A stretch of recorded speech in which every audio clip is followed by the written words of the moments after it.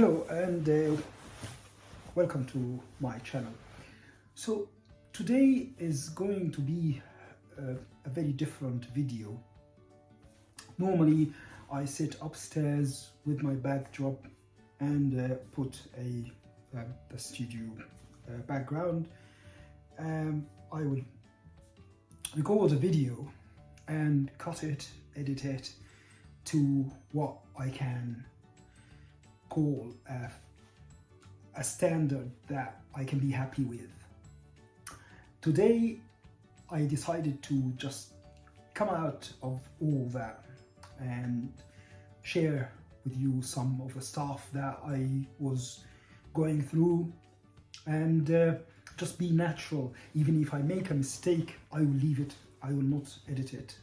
But forgive me if I struggle for words.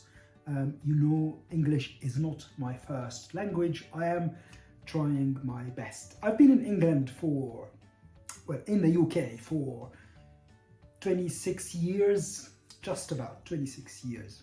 So I came here when I was 28. So almost half my life, but if you look at things from another perspective, I wasn't fully aware of myself for the first 6 years that I was I spent back home. So you can say I spent 22 years back home and 26 years here. So as you know from the last videos, what I'm trying to do here is to get a community, people who I can relate to. I live in South Wales and it's very isolating here. I live in the valleys. As beautiful as it is, I don't know if you've heard about the island mentality. There's something similar to that here in the valleys. If you are not from the valleys, you are a bit of an outsider. People are a bit cautious and they actually count how many foreigners they see. Like, yeah, I've seen one going in the street the other day was wearing this and this, and I've seen a lady from that country, she was wearing that and that. We're starting to see people, foreigners in South Wales. So I guess it's like England probably 50 years ago or something. So people are a bit cautious and they're lovely. They would say hello and have a quick chat, but nothing deeper than that. So it's very isolating, and therefore I got a cat in November last year while I was at work to help me feel a bit life. And this cat, when I got her, she was about 4 months and she was from a reputable breeder. She is Maine Coon cross ragdoll. So if you don't know about cats, Maine Coon cats are very large with a lion-like mane around their neck. Very noble looking cat. And ragdolls are the kindest, most family-oriented cats you can find. They are famous of going on limp mode. When you pick them up, they go limp like that. They are happy to be held for a long time. So I called her Mimi, and I started straight away. Well, I wasn't a cat person anyway. I love animals, but I related more to dogs than cats. But because I'm working and I can't leave a dog by themselves for 9 hours, I decided to get a cat because they are more independent. So this cat was a mistake. I don't tell her that. She doesn't know. But the breeder breeds Maine Coons and breeds Ragdolls. And one Maine Coon male mated with a female ragdoll behind the breeder's back. Really, really naughty. And she got a litter of 3. Mimi was one of them, and she had 2 brothers. So I originally wanted a male cat, just because male cats are known to be more sociable, more caring. And the lady breeder said to me, just come and have a look at her name was Lilliput. Just come have a look at Lilliput with an open mind. If you don't like her, that's fine, you can go. There's no commitment, no string attached. So I went there and I fell in love with her, and straight away I decided to come home with her. So since I've got my cat, my life has completely changed. It's turned around.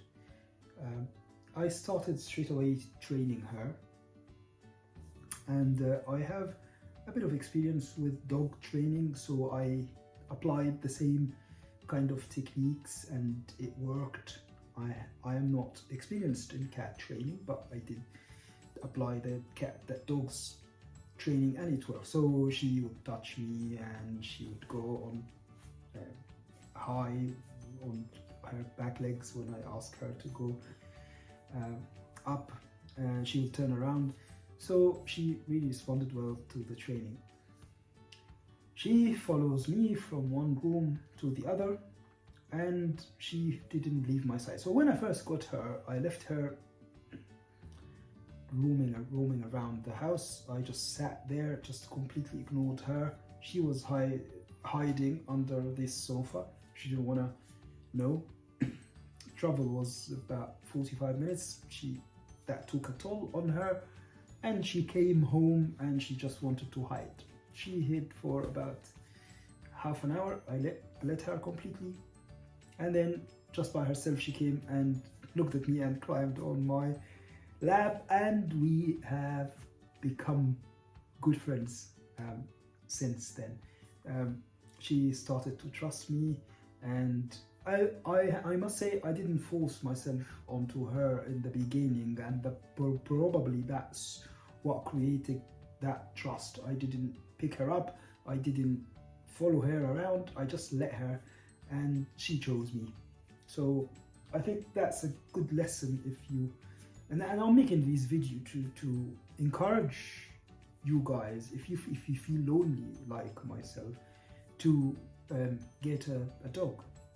To get a cat or a dog if you have the time, if you have the energy to take them out every day, which I did in the past. And if you have no commitments, like work is about 9 hours, you can't leave a dog for 9 hours a day, and then you have to have a place for them to go to toilet. So if you have no garden and you can't take them out for 9 hours a day, that's unfair. It will punish you. The dog will go to the toilet in your flat. So I would encourage you to contemplate getting a cat, and but you have to give a cat the time. You can't get a cat and say, if you really want to have that kind of relationship with the cat where you can say that we are good friends, you can't leave her and go into that relationship with the animal and from a point of view that this animal is independent, it doesn't need me, I'll just put food and water, let her go out and we will develop. No, you will not develop a strong unity or a strong connection, because you will be the least fun in her life. She will go out, she will hunt, or he, of course. So they will go out, they will hunt, they will see fun things, smell all kind of fun smells. They have an amazing life outside. They will fight, and then they'll come to you. Just, you are the least fun in her life. So no, she won't. You will be like a hotel for her or for him. But if you if you do what I did, you will come out with this relationship really, really well and feeling like real bond. And what I did was I gave her lots of time. So I'd come from work, I would sit with her, train her, talk to her, and just excite her. And I talk to her in my own language, in Arabic. I would just talk to her in Arabic and pet her and give her lots of attention. She would come to the door and arch her back, circles around me, tail up with a question mark at the end of it. Just all the signs of I missed you, here's my greeting for you. So, and again, because we live together and she does not go out, she has become my world and I have become her world, and we just have an incredible relationship, to the point I started to take her out on the lead about 3 months ago, and I'll take her out, go around a bit, and then come back. And now I started to open the door. I live in a cul-de-sac, and on the end terraced house. So so I created a bit of a seating area outside. I'm sure I will take you for a round in my house and outside as well at some point, maybe via a short. I started creating shorts today.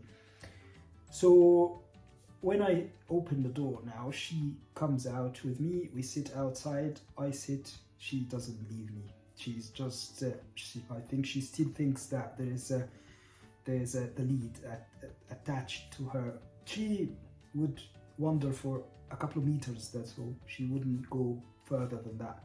And she'll come back and sits by my leg, just like a dog. She sits by my foot, just like a dog.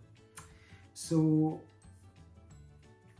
Mimi has become the only living being that I rely on for emotional stability, really, because no matter how strong you are, you need connection. And if you've seen my other videos, you will gather that I am judging life in the UK at the moment, hopefully from a fair point of view, not from a place of anger or hate. It's from a place of critiquing, just saying what I think of how life has evolved over the past 10 years, because it has seen a dramatic change. So with the, let's be real, with the dating scene at the moment in the whole world, I don't think I would be a narrator of women that I would like to go out with or become partner with. I tried anyway, but I failed, and I'm not resentful, but I'm just looking at life from a fair point of view.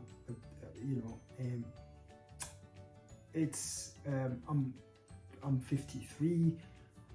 I am a foreigner with an accent in a time where it's not very tolerated. There's a huge public opinion against people from different backgrounds, especially brown people, brown men especially. So there's no other options than just becoming emotionally independent. And I tried that for a period of time. At least it's been about 18 months now, so I have been here for 18 months, and I tried that for a period of time, but because I've always been a sociable person, I could not sustain it until I got the cat, and she became the thing that I rely on for emotional stability. And it doesn't matter now if the whole world has boycotted me or I just boycott the whole world. It doesn't matter. I am sorted. I've got my cat So unfortunately, and that's why I decided to come out without background, without editing, because I've had a really difficult time from yesterday, as my friends really love Mimi and they all asked me to breed her. And let me tell you, 5 people wanted to buy her kittens. It's because she's very well behaved. She is like a dog. What cat will follow you from one place to the other? You open the door for her and she doesn't wander around, and she responds to training like a dog. But some dogs you can't even train. This cat, you can train. So people saw her with me and she's just so friendly, and they like that behavior. And especially my dear friend, one of my dearest friends, my top, probably my best friend, she has 2 cats and a dog, and she still wants to fight with her husband to have a kitten. So anyway, I was convinced that this is a good step. I paid deposit for Mimi to get spayed, and I called the vet and I said, I've changed my mind, I'll leave it for now. And I took her to a breeder to get mated with a ragdoll, full ragdoll. And I thought a ragdoll would be sweet because they are very kind in nature, and put that with this mix, they'll be just wonderful kittens. And it'll be I developed a breeding program for myself, so I thought I'd have this ragdoll with blue eyes, tabby, or maybe like a lynx point.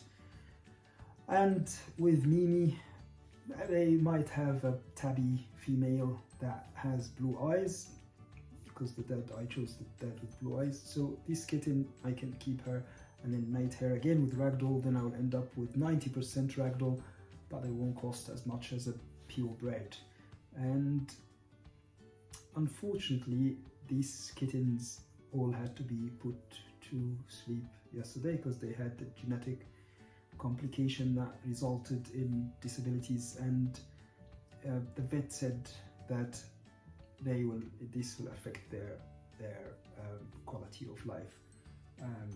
So I took the professional's point of view, and looking at myself, when I first got Mimi, she had a bit of a sneezing all the time. That was a bit of a concern, but I gave her lots of time, but it was because I'm by myself. It was physically draining having to care for her in the morning for work and then coming back. We had like a box with nebulizer. Her breeder was very supportive. She came with an ICU unit. Trying to figure out how to do it. It was a hard time, but I decided to keep her. The breeder was very noble, and she said, look, if you are struggling, I totally understand. Bring her back and take your money. And I said, no, I will give her a chance. I would like to give her a chance. And she came out beautifully. So I know I could not care for 4 disabled kittens. That would be a full-time job. And plus, looking at them not able to enjoy life, not able to go for hunt, or pretend running around, it would be very heartbreaking for me. And of course they will not be rehomed. I will not be able to rehome them because everyone wants a healthy kitten. And I made the decision and went for euthanasia. And that was really hard.